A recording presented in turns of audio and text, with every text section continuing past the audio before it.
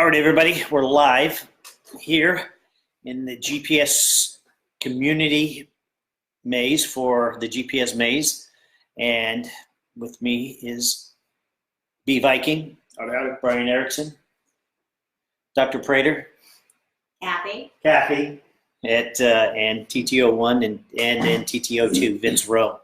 And tonight we're going to try and record what we feel is enough information that everybody should be informed on all of the aspects as of this moment that we have to be able to share with you and hopefully make it a smooth transition into the things that you need to know about the maze. Now, we do have quite a few people that will probably be in the viewing area and answering questions. If you have questions along the way, Mark Keeker, who's the fourth member of this team here, is somewhere far in southern Texas, and he will answer and field questions as we see them, or we'll try and answer them as we see them and get to them here. All right, so first things we want to talk a little bit about, because primarily I've been getting a lot of confusion and people talking about the maze. And in my initial note, I was talking about people talking about different types of mazes and different types of things. And I want to make sure that everybody knows that this is the GPS maze. I'll give a little bit of background here just for a few minutes. And the original GPS maze, which was as we say, GPS Adventures Maze Exhibit is what it was originally called, still remains that in your icon, was a commercial endeavor by a company called Minotaur out of Canada. And that version was meant to sit in museums in different places, and it had a fee associated with it, and you would have to go there, and it was sitting there for 3 weeks. That was a commercial property. So what we kind of emulated, what we found in the Czech Republic, as we've said before, was a newer version. It was just associated with a larger event, a giga event, and that event had the GPS maze associated with it, and it was just a walkthrough maze. Now this one is emulated from that, and so you've got to recognize that this is a cacher-built maze. This is what we thought, the team here, and some external input from those folks in Czech Republic who'd made lots of mistakes in their first couple of years in doing it, have said that don't do these things because they don't work. And so we just took their advice. And we just built one, not exactly like theirs. I would say that anybody coming from Europe that's been to the Europe GPS maze will see a lot of similarities, but you'll see many differences. So we're going to talk about that. And they now have a team of 14 people, and we're a team of about 5, including one of our amazing graphic designers who's sitting in China. And she does all of the work for China. She's not Chinese. She's from here, and she ended up on a student abroad thing, and right. she's communicating with us from China and getting all this stuff to the printers, which we were finally able to do. So this is the base version, meaning that this is the first version of this kind, of this style, cacher built from the ground up. And each deployment, as we go to a new place and then we start at a new place, it's going to change. It's going to offer the complexion of that team, or the next version will have the nuances and the specifics of what that team wants to build and their characteristics and how they want to display it. It may change the way you go through it. It may change we know it's going to change the panels and other things for different types of content. So we want to make sure that you understand that this is one version. This is the first version, and we'll do the best that we can. We know we're going to have mistakes and things that we're going to have to make battlefield corrections on, but we know it's going to be something that we're proud of, and we think that you'll learn something on the way through. All right, guys, what else? It's not actually a maze you'll get lost in. That's true. So somebody asked me that the other day. Said, so is it like the corn maze? I mean, is something you go in one way and you have to figure out a way to the tower in the middle or whatever? No, there's a logical path to that, and we'll talk about timing and what you can expect as far as timing in just a few minutes. Yeah, one of the things that's important to understand is the terms and layout, not the detailed layout, but the high-level layout was mandated by GeoWoodstock. So it had to be least Crowd 30 by Not- 30. Not GeoWoodstock. Sorry, by geocaching.com. Yeah. Had to be at least 30 by 30. I think the actual dimensions are more like 30 by 60 for this layout, but it had to support 75 to 100 people Per hour. going Yeah. through it. So that kind of mandates it be relatively simple. So you can get in and get out fairly quickly. So if you think about 100 people an hour, you know that, and then you think about Saturday and how many people are going to be at GeoWoodstock. We're going to talk a little bit more about this, but that's why it's going to be a little bit probably more simple than a corn maze or some of the other mazes you might have done. It's probably more akin to a museum exhibit, to be quite honest. Yep. If you get lost in this maze, I need your GPS. I need to fix it. And also on that note, some of the content of what has to be in the maze was also dictated by geocaching.com. But we have also added a bunch of stuff that we hope will be interesting to lots of different people. Yeah, we tried to create content that addressed the beginning cacher as well as the advanced cacher. I know I learned a lot of stuff when I was researching the information to put the banners together, so we're hoping that there'll be at least 4 or 5 things that every cacher will walk out of there and can say, I didn't know that, and now I know more about geocaching. Right. But there'll be some that say, oh, I knew all this. Of course. We know. We already know. All right, so we're going to talk a little bit about the wins, because a little confusing on some of the days. And so I just want to go through the 4 days that are important and that we have that were there. So Thursday is the build day. Now, I know that a lot of you will probably want to come around and do some of the cool stuff that you'll see being published around there. But, you know, if you can kind of avoid it the Thursday, because we're going to have a lot of folks moving around with a lot of equipment. So that's going to be the build days. And we have the volunteers, all the volunteers we need for that day. And plus we have a build team that's built this before. So we're good that day. But that evening, and we just want to mention this now, is at 6 p.m. we do have a volunteers meeting. We would like all of the volunteers to show up at 6 p.m. on Thursday. On Thursday night, we will have a complete briefing of what's going to happen and all the specifics around volunteers. There is so much orchestration that needs to happen on that day, and volunteers are crucial to this whole thing. So we'll have a whole separate email coming out about that really soon. Yeah, a couple other points there. So we're using the Sign Up Genius to track our volunteers.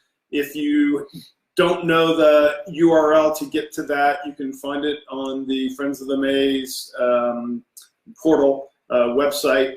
And we'll also post another version of that on the link here so you can see that. So go on out and volunteer if you haven't already. Some of the slots are full, but we definitely have some other slots. There has been a little confusion on the sign-up maze because there's 2 columns. The first column says the day, and that tells you the beginning time and the ending time for the maze will be open. And then on the right column, you'll see different time slots. And the time slots are about 2.5 hours on Saturday, so you can do other GeoWoodstock activities, and they're 4 hours on the other days. So feel free to go out there and sign up. That's the source that we'll use to communicate with you for volunteer activities and all of that. So make sure if you're interested in volunteering, you go do that, because we could always use more help.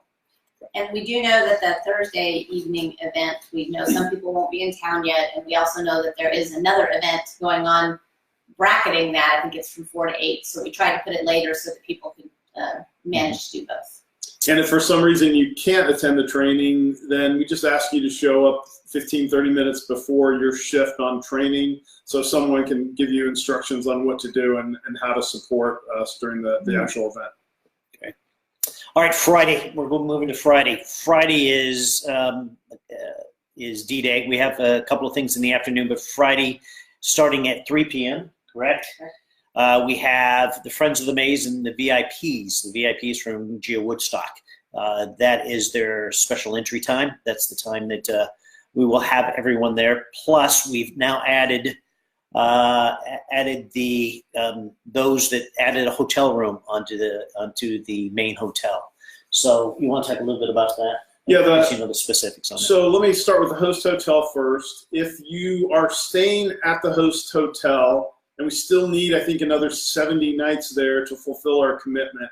So if you haven't made your reservations or you want to switch your reservations to the host hotel, one of the benefits you'll get is access to the maze on Friday. Now, the Friends of the Maze and the VIPs, you'll be given wristbands in your kit, and the VIPs and Friends of the Maze will get preferential access on Friday to the maze. So we believe we will fairly easily be able to accommodate everyone that's included in the Friends of the Maze, VIPs, and host hotel, but everyone will have a slightly different color armband, and we'll make sure that those people that have that color armband will get to the front of the line and get the first access. So it'll give you an opportunity to beat the crowds, see the maze, provide us some feedback, and have, I think, what'll be a great kickoff to the Woodstock activities. I know I touched on this a little bit later in this presentation, but I want to make sure that what he said, because when I look back over the old GeoWoodstocks and looked at everything, there's always confusion on where you pick them up. So you will be picking up your wristbands, and they will be different colors, and they will be in your kits when you pick them up.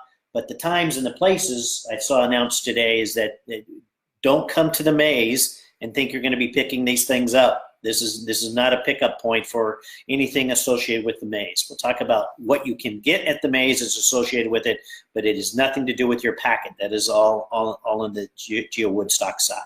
Yeah, Okay. all your swag, all your wristbands, everything associated with the maze will be in your GeoWoodstock registration packet. Everything will be combined together. So when you come Friday, make sure you wear your wristband, Right. because if you don't have your wristband, we're not going to give you Friend of the Maze access. And don't think we'll look it up, because we're not going to have the time or the people Or even to look it the up. database, right? Yeah, so make sure you wear your wristband. And Kathy hates conflict. But she's a bulldog. Yeah, she's gonna have to throw you out. Whatever. It's like the gargoyle at the door. All right, so Saturday is the big day. So it's GeoWoodstock is going on, some of the other events, but Saturday is going to be the big day, and expect the mass majority of people to show up that day because they're in the vicinity. You know, there's a lot of caching to do around there, and so it will probably be, as we expected, the busiest day in line. So we will need volunteers, as we said, for Saturday. We're still anemic on that day. Yeah, correct? That's the day we need most. Yep. So we still need some volunteers on Saturday. We've shortened the time frames that you would be in the volunteer seats, if you will, for that time. So people will still have plenty of time to go and do other things that day. So please take a look at that on the volunteer site because we have shortened that time.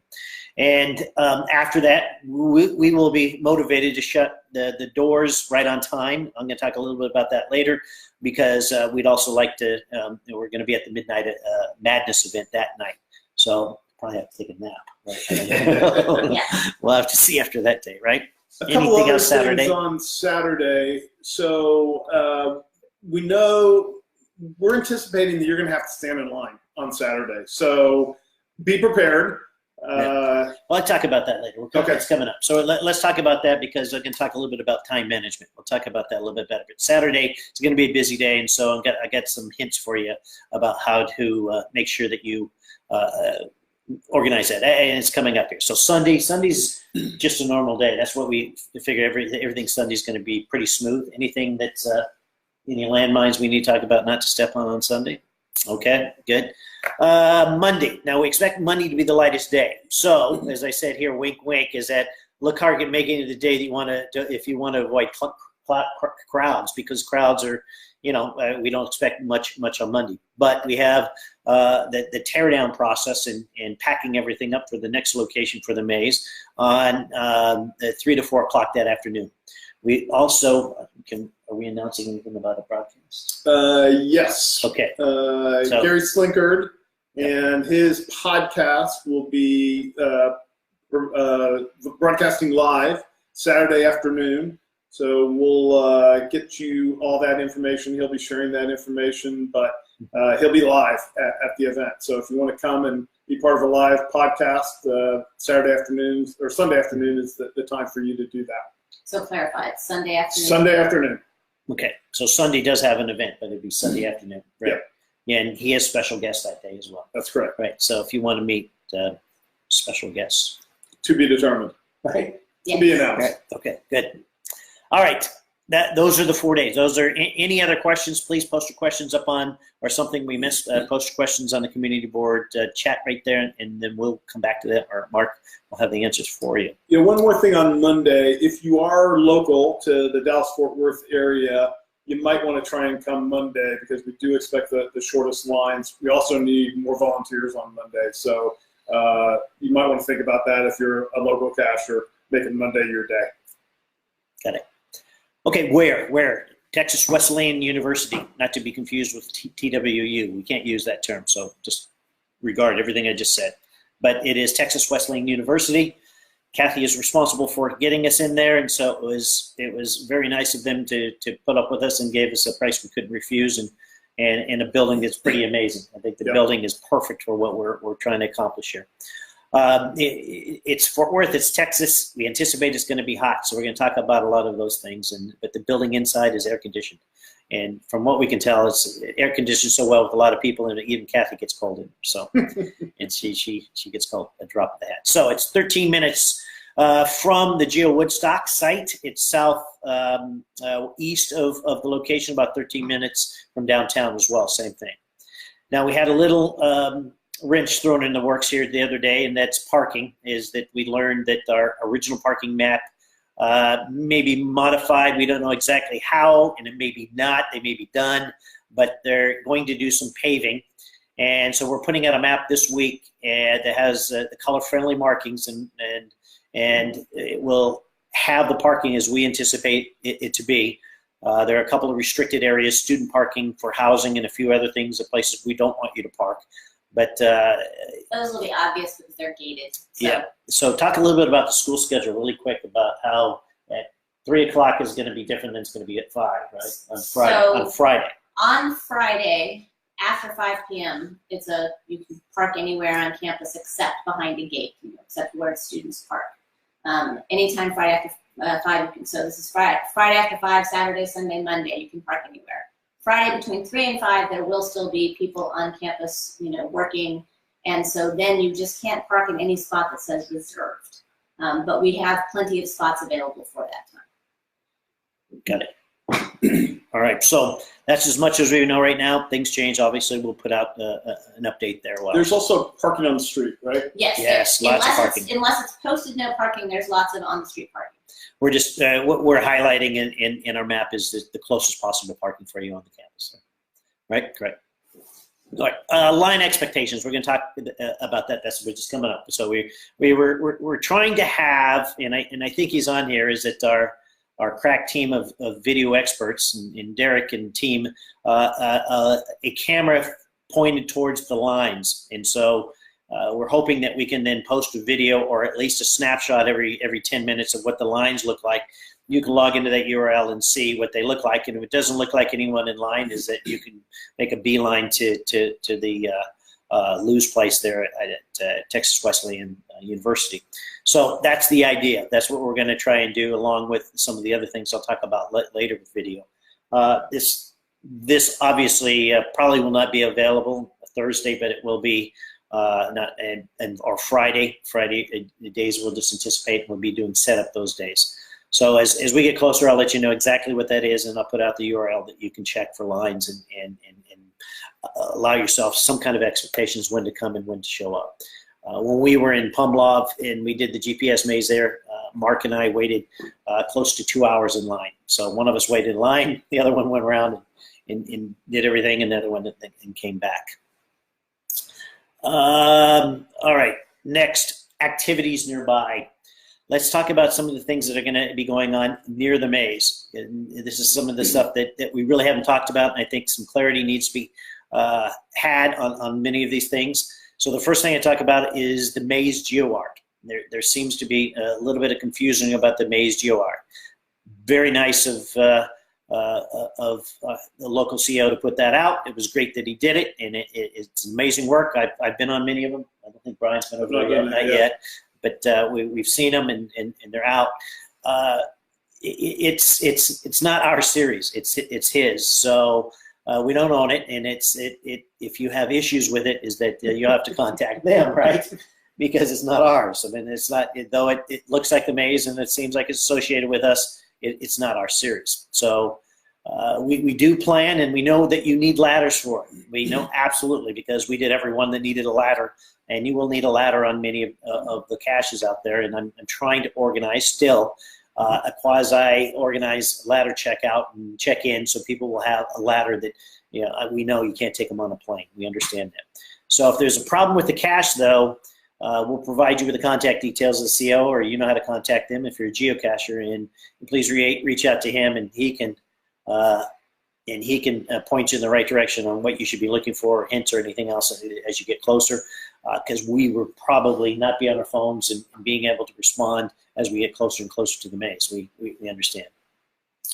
The AR cache, which is live, which is not easy. I mean, we It'll keep you busy. it is. He outdid himself when he created this for us, and he just did an amazing job. And so, if you want to allocate some time, is that start working on it now. My suggestion, or when you get close, right? You have to be in the proximity. Yeah, you have right? to be in the proximity. Yeah. But one of our reasons for doing it was to give you something to do while you're waiting in line. So Right. you absolutely, while you're waiting in line, can be working on the AR cache. But I believe if you swing by and get it fired up, right, is that you can download or you have it, is my understanding, and then you can start working on it. So Might have I don't know. within the Read GPS. it. Yeah. You might. So I don't know if it turns off, but you have to look up words, and it's within there, and just amazing work they did. You'll see that they did a great job on it. It's been working for a lot of folks. Where I Go, there's a master Where I Go, and he will be publishing a creator that will be publishing a wig here in the next few days. We have not had a chance to go and walk it to verify all of the locations and all of the specifics, but we will do that in the next couple of days. And that will be on campus. And that will be on campus, so it'll be near the line, so you will be able to abandon that and come back if your time in the line has go by. There will also be that we were all just sitting here trying to crack another gadget cache. That took a while, and we believe that you were going to have that one a 5-1 Where I Go, and it is not Where I Go, but another 5-1 Where I Go is coming out as well. But this other gadget cache that was built for us is a doozy, and so you'll have a fun time working on that, hopefully in a group. And Well, that's a West Virginia Tim original. He made it for us. And so he made it medium and not hard. And so we were noodling away at it here a little while ago, trying to figure it out. And it was fun. It was done. Plus, we have another gadget. We're not going to tell you what it is, but it'll be unveiled to the volunteers on Thursday night. And Amazing. oh, I mean, this guy is over the top. He created another cache nearby that is one of my top suggestions on anybody that the caches in the world that you have to do, and that guy is bringing it down on Thursday, and we'll unveil it for all the volunteers to try and figure it out as well. And that's something we want to do. So we want groups to do these gadget caches, meaning we can't have one person doing it, but if there's multiple people trying to figure it out, it'll go a lot faster, given all the people that we have. So yeah, if you're say I got to do this by myself, I don't want any help, probably best bet to stop by on Monday. Right. or get there early when we put it out and start noodling away at it. Because once the crowds get there, you're just going to have to do it all by yourself. Anything else on gadget caches or activities? We'll have some other activities there to do while you're waiting in line. Some other types of gadget caches that people have put together, some other things just to keep you busy. Games and prizes. And Yep. stuff like that. We have that too. GeoCoin. All right, Brian, this is your expertise in this area. So we built 2 special cases for GeoCoins. Right. And so the GeoCoins displays that will be there inside the maze. This is something that's inside the maze. And these cases were built by one of the most amazing cachers in our area, Blackjack 59. Add that to your list of caches you should find if you're here. And so he's built these cases and some of the top GeoCoin collectors.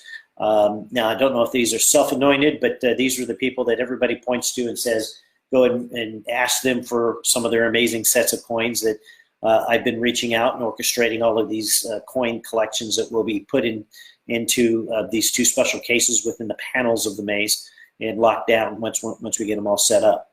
So each of those will have a trackable. Now there are some trackables that they want you to find, and there's some, for some reason I have no idea, that they won't. But as opposed to you standing there and trying to get the trackable codes off all of these coins, what we're going to do is hand you in the beginning a sheet, which is your answer sheet for the lab caches, which we'll talk about here in a minute. And on the back of it, or associated with it, stapled or however we have figured out how many codes that we have, you will then take that sheet with all the trackables that you're able to discover within the maze, and it'll be on the back of that sheet that you take with you. Is that right? Yep. And so the owners of those coins have all said is that can we please ask everyone, and we will ask everyone not to share those sheets with anyone, so people that never saw them or never visited them would discover them. And so we're doing our best to try and make sure everybody's aware to stay okay with that. Meaning is that don't hand out those numbers everywhere you go. Yeah, there will be other geocoins throughout the maze and around the activities outside the maze, and we'll be providing the trackables, assuming the owners of those are okay with us to provide them to everyone, so you don't have to run around and scribble down those numbers. We'll give them to you so that you can access them and discover them at a later point. One other thing, well, we'll hold this in surprise, but we've got another exhibit outside the maze that I just picked up yesterday that is amazing. And I've never been to this cache, but I have neither. We had never got there. So. This is a cache that's been a very famous cache in the Texas area for a long time, and they were kind enough to give us access to it. So we'll have that, and that also has a bunch of trackables associated with it. So another kind of novel idea, novel thing for you to see while you're waiting in line outside the cache. Right. Inside the maze has lab caches, or lab adventure caches, and I want to talk a little bit about the outside the maze adventure labs. And these labs are the lab caches that you normally know as lab caches, but with the adventure maze, I think many of you, and we've seen lots of dialogue and discussion out there, know that outside of that is the fact is that they have proximity switches or geofences around them that require you to be in the area to log them.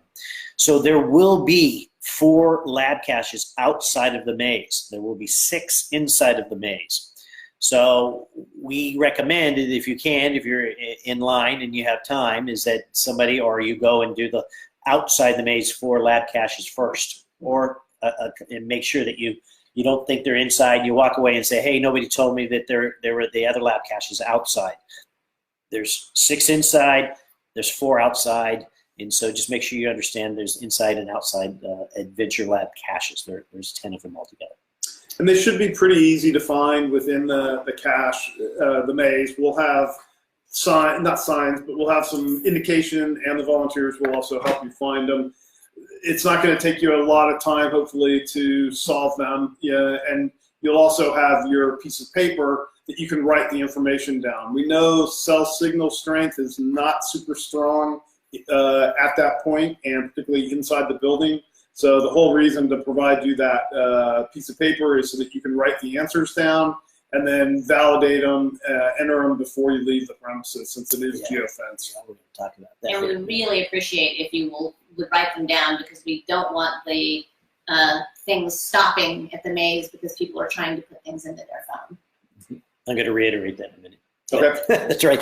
All right, maze experience. So we're going to talk about getting to the maze. What can you expect? So everybody kind of understands what this maze is all about. So we are expecting 1,000 to 3,000 people, maybe more. Maybe more.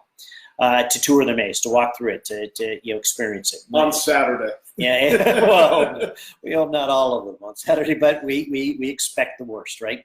So we have to keep things moving.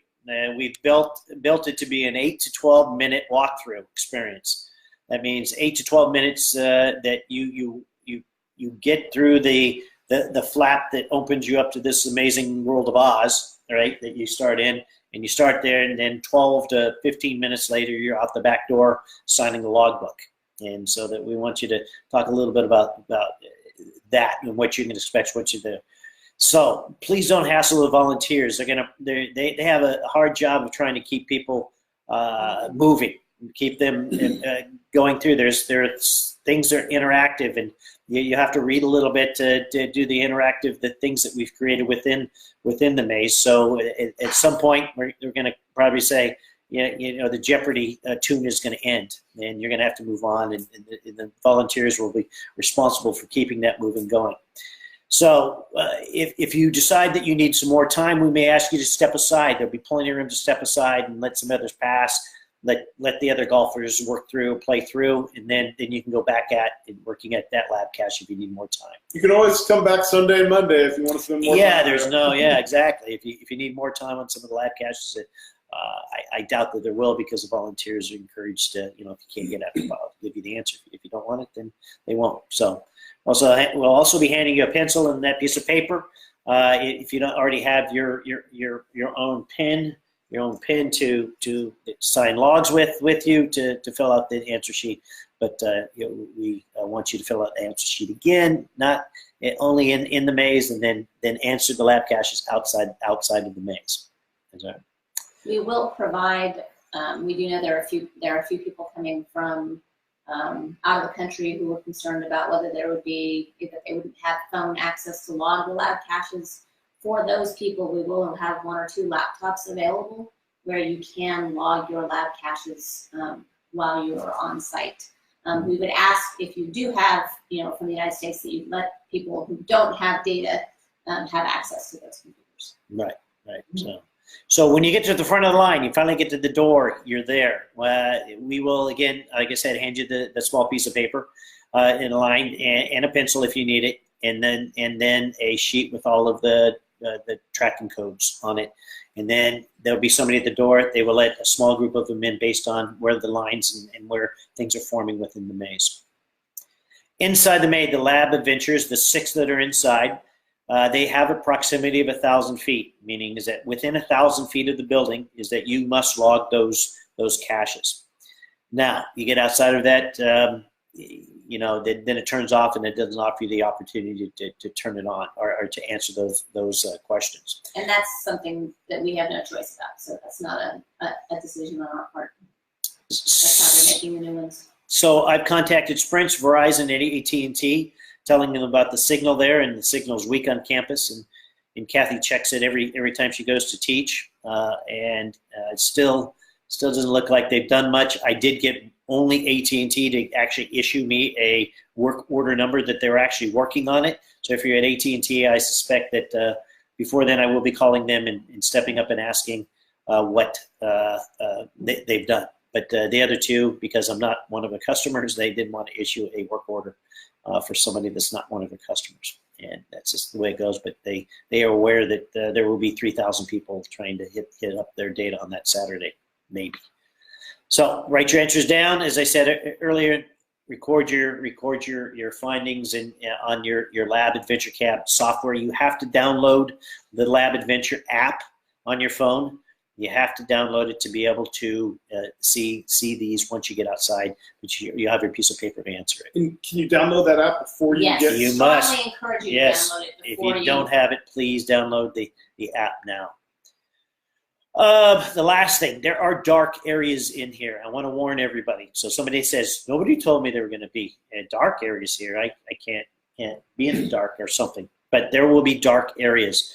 Two of the 6 lab caches inside are in dark areas. They're a simulated night cache where you will find 2 answers in those dark environments.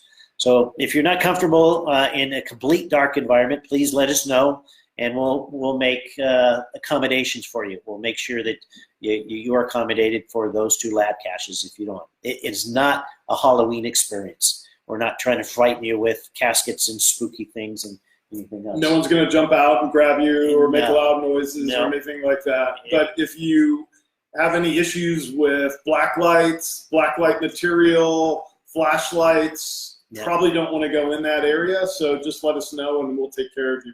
Yeah. There will always be a volunteer in that room. It's essentially a separate room. So they'll be helping people find the information as well. Correct. Next, logbooks. This was a point of contention because the logbook that I originally wanted was one from like the Czech Republic, and it was gorgeous. It was beautiful, The guy backed out on making us this book because he was too busy. Is what he finally came back with. But we did get some pretty cool logbooks, Right. some handcrafted logbooks, and so at the end you'll see there are 2 logbooks at the end for you to be able to sign. I encourage you to take a look at those logbooks because they were pretty amazing. The guy and the work that he did with it. Yeah, a couple of other points on those. The logbooks will not be in the maze because we thought that was part of the backing up people. So they'll be outside the maze. The logbooks are trackable. Those trackable items will be provided to you. And so we'll have 2. So if you want to write a longer note, fine. If you want to just do a stamp or do your GeoNick, that's fine as well. Gotcha. Someone just asked while we're still talking inside about bathrooms. There are bathrooms inside. There are only, I think, 3 for male and 3 for female. So that there could be long lines there as well. So just be prepared for that. So if you're outside and say, "Hey, I need to get inside," is that we've accommodated for that. There is a path to the bathrooms that you can come in from the outside, use the restrooms, and head back out in line. So there's a way to get in and out of the building without having to be in the maze. The maze is separate. Outside. So outside, I want to talk a little bit about the other things that are going on. On Saturday, we're going to have masa. I think I said that right. Masa. Yeah, Masa Casa tamales. They're going to be homemade tamales. I enjoyed them. Kathy said that they don't have the pure. I don't know. She's from El Paso, and so tamales have a special meaning. Quite good. They're good. So it means something special to us. So they're homemade tamales and a shaved ice cream truck, and we believe they have drinks and a few other things starting around 10:30. They should be there for anybody who wants to eat there. Now, if you don't want to do that, nearby on all 3 days is Subway. You know, Subway is very close. Kathy pays the mortgage for the last 5 or 6 years there. And then another place called Burgers, Biscuits, and Brew. Is that right? 3 Bs. They just opened, and I understand from Kathy that they are pretty good. They're pretty good. And like I said, let's make sure we take care of volunteers that can't eat. Burgers, Biscuits, and Brew, more of a sit-down place? Yes, more of a sit-down place. Mm-hmm. Yeah, rather than. And there's other fast food options, but just not super close. No. In between the maze and GeoWoodstock, you can find many other options. Right. So you have something else.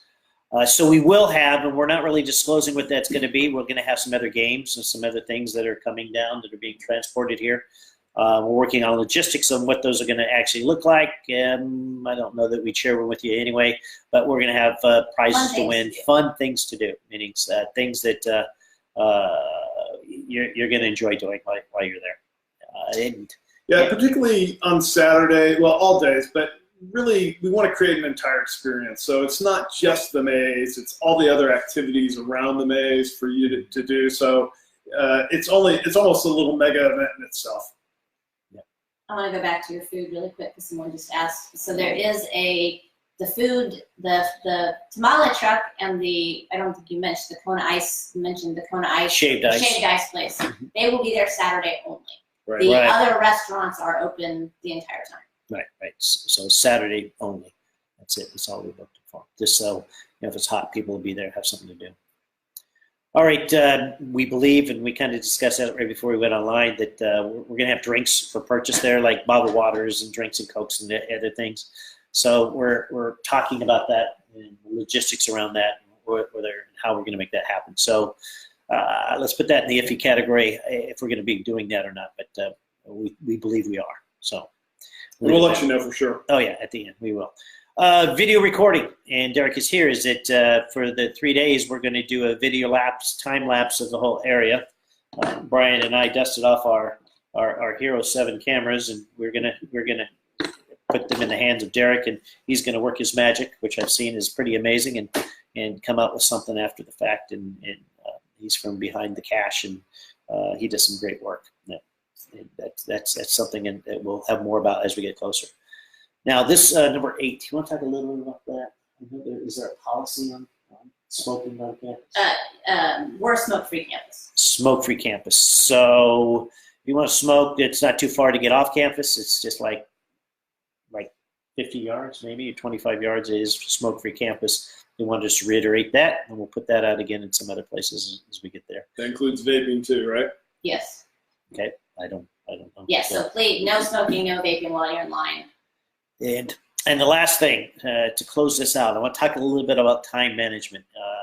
It will be important that you manage your time correctly and accommodate for those. I tried to talk a little bit about timing here. I thought maybe I missed it. But, you know, some of the gadget caches, they may take you up to 20 minutes to finish if you're around them. And the where I goes and the AR cache will definitely take you more than likely 20 minutes or so to finish. So we're trying to give these longer type of activities that you're standing around so you won't be bored while you're standing in line, but also give you something fun to do while you're there and give you a cache and give you some credit for that cache. So these are the types of things I really want you to think about as you head that way. And we'll try and do everything on our side so we can make sure that you know what the lines look like, how much time you're going to be spending in line, and we'll give regular updates on those types of things. What else? I have a question about how do volunteers check in? So there will be a table for volunteer check-in. Right. So it will be obvious once you show them the main site where volunteers need to go. So we're working on logistics on that, and I kind of like the idea that each volunteer will have a card with specific types of functions and activities that are associated with the role that they'll have there. And so it'd just be a passover, small briefing, and then the next one will go. Yeah, the instructions for the volunteers are going to be pretty straightforward. It's either helping in the activities outside, controlling the line and line speed, and just helping people have a great experience. So, and if you want to volunteer and you are afraid about standing for 4 hours, we have some roles where you can sit. We also have the expectations that volunteers will rotate, so you won't be stuck in one place for 4 hours. You'll get to do different things and see different things as well. Mm-hmm. Anything else? That's all I have, unless there are other questions that have. Any other questions, Mark? Mark Keeker, that people want to know. He's been texting me Okay, good. Well, that's all we have. We're pretty excited. A lot of things came together this last week, and you know, it looks like we hit most of our deadlines, and now we just have to rely on others, and that's the tough thing, and we have to wait for others to get back to us on some of the things of the maze. But we're pretty excited that everything did come together pretty well. And if you do have other questions, please post them, and we'll be happy to get back to you in the next day or two with any other questions that come up after the fact. That's it.